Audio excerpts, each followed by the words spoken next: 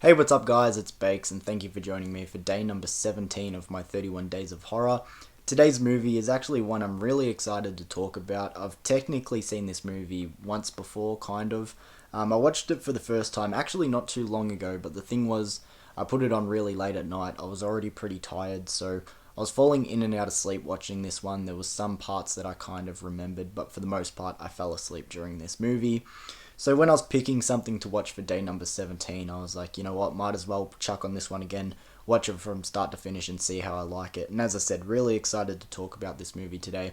It's a film from 1957 and it is titled Night of the Demon. It's also known as Curse of the Demon, which I believe is a better title for the movie. It just sort of suits what's going on in this movie a little bit better. But either way, as I said, 1957's Night of the Demon.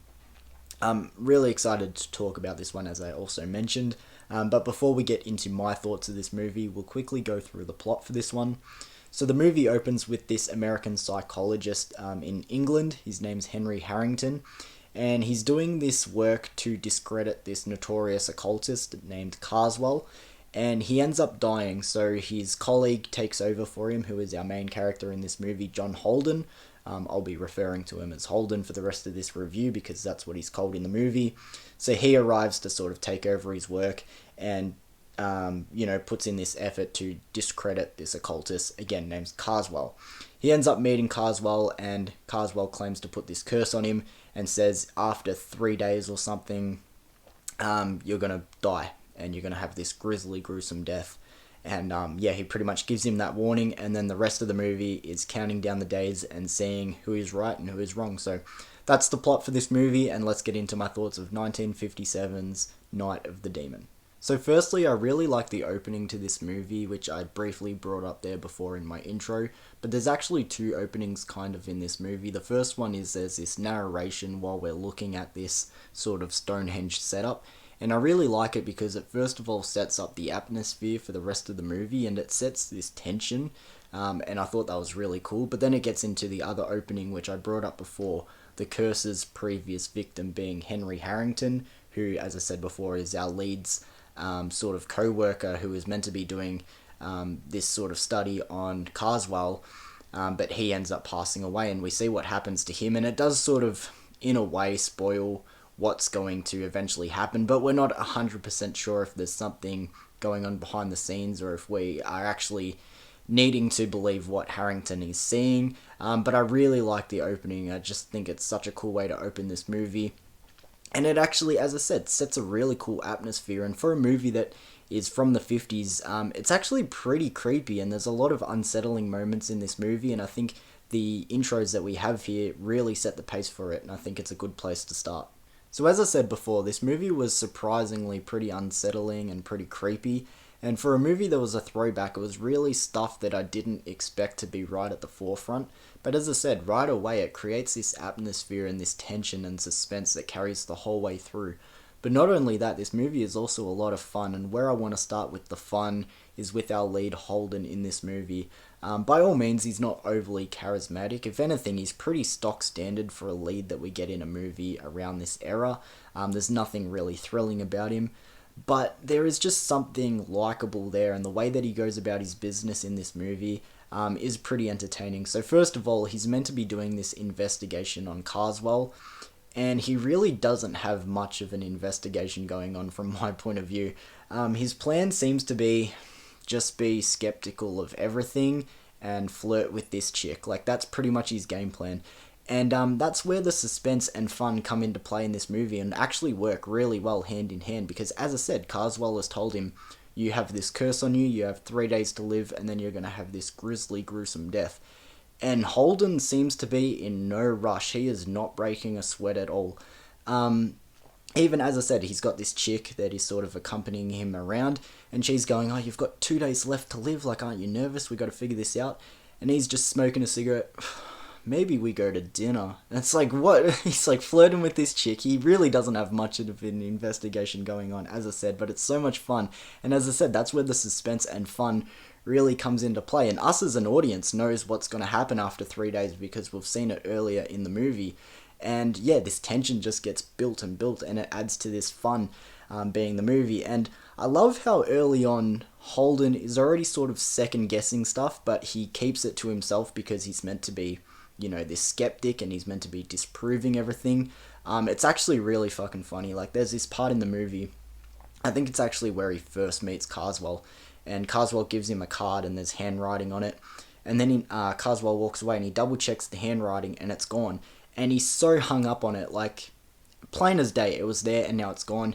And he claims that, a trick has been pulled on him, but he's secretly second guessing, and it just adds to the fun and suspense in this movie. It's really fucking awesome.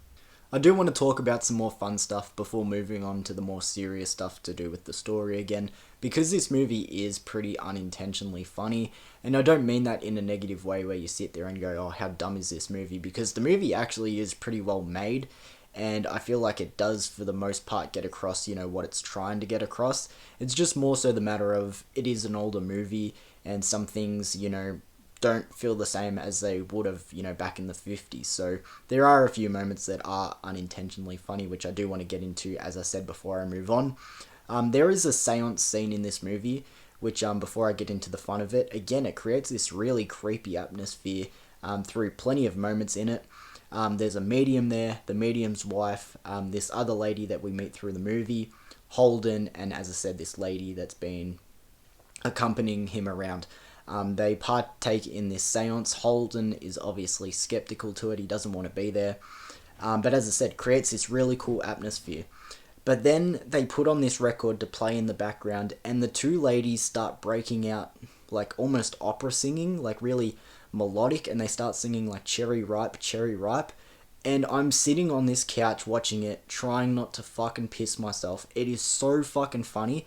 I felt like if I was Holden in that scene, I would have been covering my mouth, trying not to burst out laughing. It is that fucking funny. I don't know why. It's meant to be serious. But when these two old bags start busting out Cherry Ripe with this like almost opera singing, it is so fucking funny. I love it. And then it gets even better because Holden's reaction when he's had enough of this seance is fucking hysterical. He pretty much just spits in the face of the medium. He just goes, yep, nah, I've had enough. He stands up, goes, get this shit off. Like, he just wants to leave. He shakes the medium, and the medium's wife is like, by doing that, you're risking his life. You're not meant to break a medium out while he's, talking to the other side. And Holden's like, nope, I don't care. As I said, he pretty much just spits in the face of everything going on. I fucking love it. It is so funny. He's just had enough. It's hysterical. There's also a part where he breaks into, what's his name, Carswell's house, the occultist doing all these curses and whatever. And a standard house cat turns into a leopard. And when he's fighting the leopard, you can clearly see it's a stuffed animal. It is so fucking funny. And then Carswell walks in and catches him, and he doesn't even try to play it off. He's like, yep, I broke in, and I'm gonna leave out of the window. Fuck you. Holden is somehow the funniest character when he's not meant to be. There are so many just unintentionally funny parts in this movie, and I fucking love it. I had to talk about it. So now that I've had my fun, time to get into the more serious stuff again, because I don't want to underestimate the atmosphere and the tension created in this movie, because it's awesome. There is a footstep scene. If you've seen the movie, you're going to know what I'm talking about. It's kind of the night where Holden has his sort of first interaction with a demon without actually sort of seeing it. He's running through the woods, and this invisible force is leaving these footsteps in the mud and everything. And the effects actually really hold up. It's really awesome. As I said, creates this tension. Really cool. Then there's this scene where Holden realizes his mistake and realizes he's wrong. As I said, for the majority of the runtime, he doesn't seem to care. But he sort of clicks that he's in the wrong. He needs to fix it before the time's up. And he's making this race for a train. And the tension there and the suspense is really fucking awesome. And it's really strong. And then the final scene, once he does get on the train and he's with Carswell. Oh my god, it's really fucking cool. It's sort of this will he, won't he. He's trying to pass on this piece of paper that essentially holds the curse on it. And you're like, is he going to be able to get rid of it in time? The tension is really fucking awesome. It's so good. So as I wrap up this review, I'm so happy that I chose Night of the Demon to give a rewatch to. As I said earlier, it's one that I had technically seen before but kind of slept through it. I know sometimes you put on a movie really late and you're tired and you just can't help but fall asleep through it. But sometimes a movie's that good, you're sort of forcing yourself to stay awake, and obviously I didn't do it the first time I watched Night of the Demon, so a little part of me when I was preparing to, rewatch this movie, I was thinking maybe there was another reason besides being tired that I fell asleep during this movie, so I wasn't ecstatic to give it a rewatch, but I thought, probably the best chance to while I'm doing my 31 Days of Horror. And as I said, I'm so happy I did because this movie was awesome. I had so much fun. This movie was just fun, and as I said, had amazing atmosphere, really creepy. I know I said plenty of times in this review that it is kind of unintentionally funny at moments, but as I said, it's not to the point where you go, how dumb is this movie? It's just sort of the sake of sometimes movies get older and things change from when they were back in 1957. Things just sometimes don't hold up. But overall, this movie was awesome. The atmosphere was really creepy. The tension, suspense is also something to not underestimate. This movie just overall was really enjoyable. So to wrap it up, I'm going to give it a 7.5. I was going to give it a 7, but 7.5, man. Really enjoyed this. This is going to be one that I'm going to try and get around to more often than not because I really did have fun with this movie. I don't know what really made me pick it up in the first place because, as I said, I picked it up not actually too long ago, watched it for the first time not too long ago, but if you've seen this movie, let me know your thoughts of it in the comments below, guys. So happy that I watched it for this review, and I'll see you tomorrow for day number 18? 17? I can't remember, but thank you, guys. See you tomorrow.